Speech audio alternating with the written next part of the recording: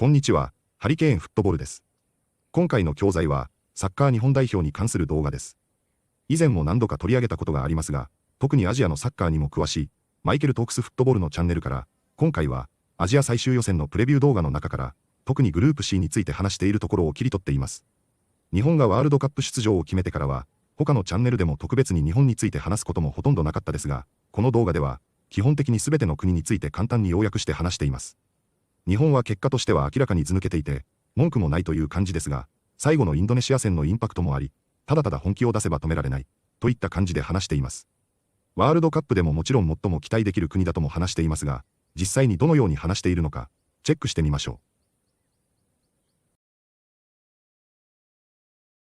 う。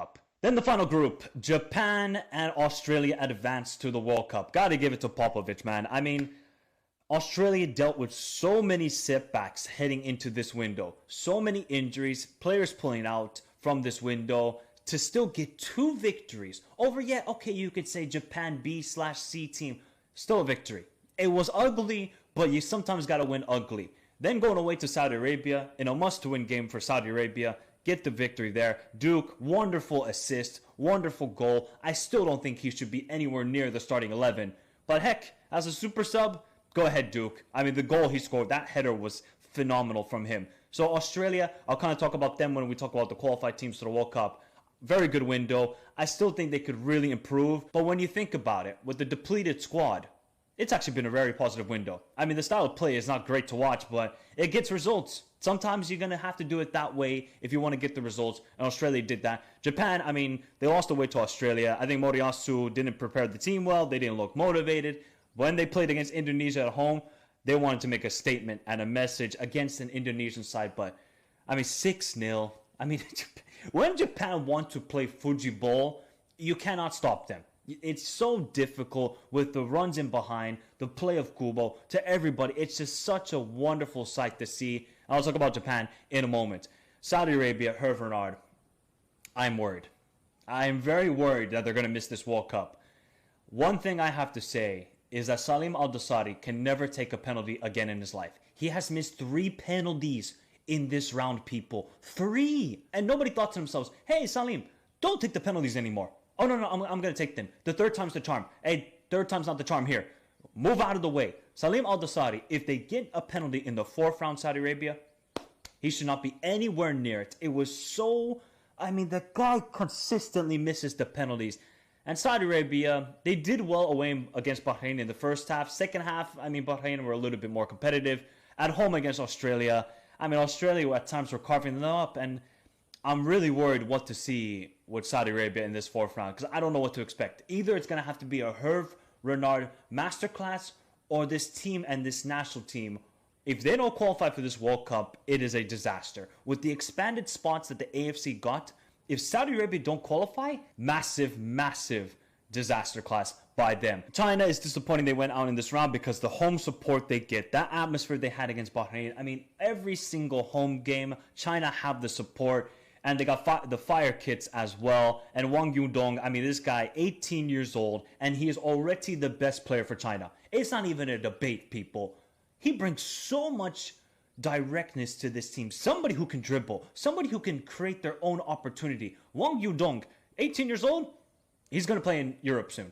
Hands down. I don't know where. Maybe it could be like a Belgian league, Eredivisie. I think this kid, he looks really promising. He's had a very good season apparently in China, so he's got a bright future. The goal for China is at the next Asian Cup, score a goal. Maybe Wang Yudong will do that with just sheer individual brilliance. It's been a somewhat entertaining and disappointing window at the same time for China. Like, you're going away to Indonesia, you don't really create opportunities. Defensively, they looked pretty solid in most games in this round, except for Japan games. So that's why their minus 13 goal difference is like that, because they got destroyed away against Japan. But China, I never expected them to qualify from this round, even going to the 4th round. So 9 points, pretty decent. Indonesia are an interesting team because they can beat the Bahrain. They can beat the China. I think they could beat like a Kuwait. They could beat an Oman. They could beat a North Korea. They could beat a Kyrgyzstan. But if they want to take that next step, my God, you have to be better defensively. Some of the goals they conceded against Japan. Now, granted, There's two starting right wing backs. They both went down injured during the game. That can hamper tactically and the mindset of the players. Once they went down, the Titanic happened for Indonesia. They completely capitulated. Patrick Kluivert, if you want to play defensive football, you got to have a game plan going forward. They created nothing in 90 minutes. I feel bad for the Indonesians that had to travel to Japan and paid money for the flights and saw that. Disappointing. So I don't know what to expect from Indonesia. I think they have now gotten to this stage of, okay, we can beat these certain teams at home especially, but can we take that next step in beating a Qatar? Can they beat a Saudi Arabia on neutral ground? Can they beat an Iraq? That's going to be the next test for this Indonesian team. Remember, people, they started all the way in the first round. So for them to even make it to the forefront, yes, you can talk about all the players they've recruited, but still it's an incredible achievement, in my opinion. And Bahrain, I have nothing to say. They got that lucky victory against Australia, and since then, lost. I think the last 4 games, they scored a grand total of 0 goals. So when we talk about the 6 teams that qualified to the World Cup from the AFC region, Japan qualified again, South Korea again, Iran again, Australia 6 times in a row for Australia. What an achievement for the Socceroos. And we get 2 new debutants with Jordan and Uzbekistan. I'm going to be honest here. Japan are the only team I have any confidence in doing something at the World Cup. South Korea have the potential. They got to show it more. They got to now have that consistent play in their style of play. If they can do that, then South Korea can get out of the group. Iran, they've never gotten out of the group in their history. They have a very good attack. The defense needs fixing. If they can fix the defense, if they can get a decent group, maybe Iran can get out of the group. Australia, again, you can never disrespect the Socceroos. When you think they're garbage, then they perform well. Maybe sometimes when there's expectation, they don't really perform. So the Socceroos I feel like it's going to be a completely sort of new 11 when we get to that World Cup. We could see some new players integrated into the team. Obviously, some of the players that were injured over this window, like the Irvines, the Suitors, they could be integrated back into the squad. So I think Popovich, he's just got to experiment with some youngsters, maybe some more A-League players, because I think that's the way for the Socceroos if they want to do anything at the next World Cup. Remember, they made it to the round of 16 last time around and almost knocked out Argentina, the eventual World Cup champions. For the 2 debutants, I kind of talked about that in their own separate videos. I think Jordan are going to find it very difficult. They have a good style of play, but better midfield play. Because in international football, you need a good controller in the midfield. I think Jordan are really lacking that. They can be electrifying going forward, but I feel like the midfield is going to cost them at that World Cup. And Uzbekistan are, for me, the biggest wild card. Defensively, they're a solid team. If they can get some more goal scorers from Shmorodov to obviously Faisal Live and these sort of players, they can be a dangerous side. But it's always up with these debutants. It's like, does the big occasion get to them? So for right now, I think Japan and I'm going to go with South Korea are the 2 teams that can progress out of the group stage at the World Cup. 次は解説です。マイケルはネイティブではないと思いますが、アクセントも少し独特にも感じますし、時折会話口調も入れたり、文法も崩すことが結構多いので、正確に訳するのも少し大変でした。難しいボキャブラリーはほとんどなかったですが、よく使えるものも、知っておくと良いものもありましたので、本日の解説をチェックしてみましょう。But when you think about it, with the depleted squad, デプリートは何かがだんだん減っていって、最後にはなくなるような時に使う単語です。例えば、資源やエネルギーが使われていく様子を表します。使い果たすや枯渇させるというニュアンスがあり、ニュースやビジネス英語でもよく使われます。類義語としては、イグゾストがあり、より日常的な会話では、ランアウトオブとも言い換えられます。使い方としては、主語プラスデプリートプラス目的語の形で、何かが何かを減らすという構文になります。資源や体力が話題の時に使ってみましょう。But when you think about it, with the depleted squad, oh no, I'm going to take them. The third time's the charm.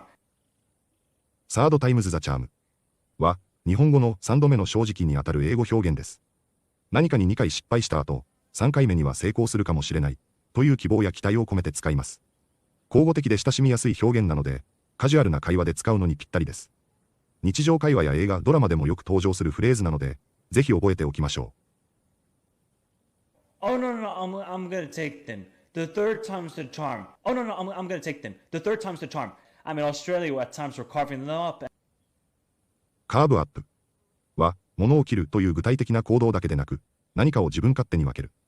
権力や市場を取り合うといった比喩的な意味でも使われる駆動詞です。特に歴史やビジネスの話題で、領土や市場の分割を表現するときに登場します。また、ネガティブなニュアンスが強く、不公平な取り分や力での分割を暗示することが多いです。日常会話でも料理の場面やスポーツの文脈で、相手を切り刻むように圧倒するという場合などにも使われます。I'm in Australia where at times we're carving them up. I'm in Australia where at times we're carving them up. He's going to play in Europe soon. Hands down. ハンズダウンは絶対に、文句なしにという意味で、カジュアルな英会話でよく使われる表現です。例えば、これは間違いなく最高だと強調したいときに使います。日本語のダントツで、断然、疑いなくなどに相当します。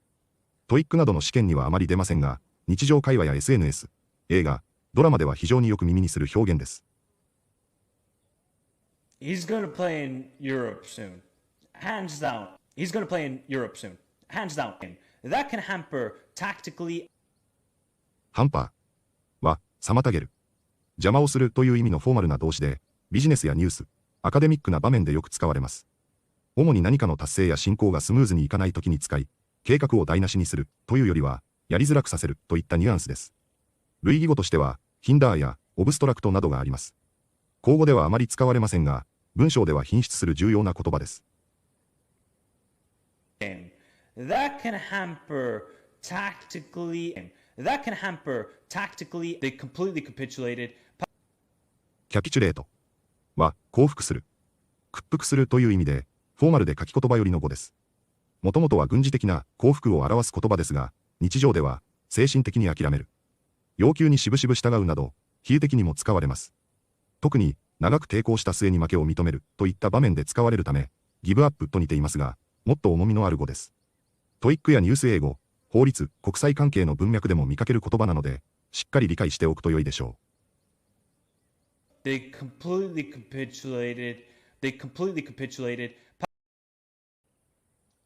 いかがでしたか？